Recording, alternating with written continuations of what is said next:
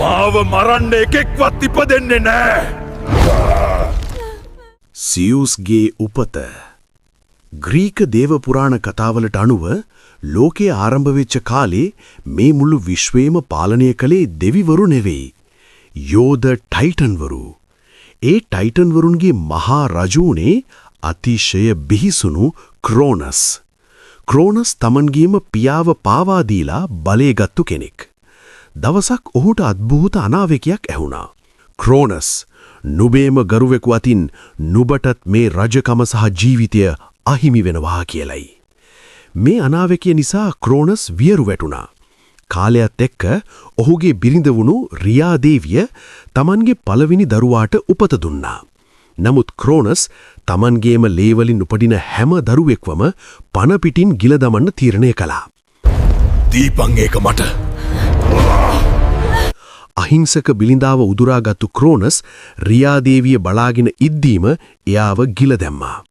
තමන්ගේ පණ වගේ හිටපු දරුවාව පණ පිටින් ගිල දමනවා දැකපු රියා දේවියට මුළු ලෝකයම කඩා වැටුණා වගේ දැනුණා.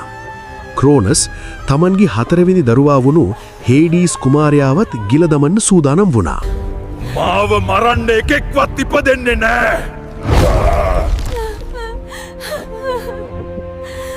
මේ විදිහට රියා දේවියට ඉපදුණු දරුවන් 5 දෙනෙක්වම ක්‍රෝනස් පණ පිටින් ගිල දැම්මා.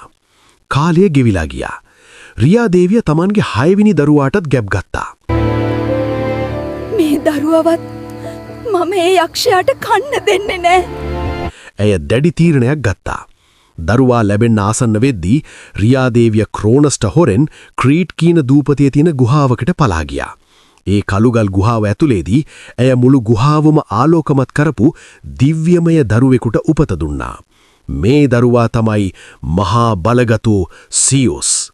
ඉපදුණු ගමන් මේ දරුවාගේ ඇඟෙන් පුංචි නිල් පාට විදුලි කෙටීම් නිකුත් වෙන්න පටන් ගත්තා. ඒත් ක්‍රෝනස්ව රවට්ටන්න නම් රියා දේවියට ලොකු කැපකිරීමක් කරන්න සිද්ධ වුණා.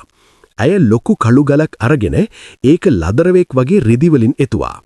රියා දේවිය අර ගලත් තුරුළු කරගෙන ක්‍රෝනස්ගේ මාලිගාවට ආවා. මෙන්න ඔබේ 6 වෙනි දරුවා. ක්‍රෝනස් ඒ රිදි පොට්ටනිය ඇතුලේ තියෙන දරුවෙක්ද ගලක්ද කියලාවත් බැලුවේ නැහැ. ඔහු ඒ මහා ගල එකපාරටම පණ පිටින් ගිල දැම්මා. මාව මරන්න කාටවත් බෑ.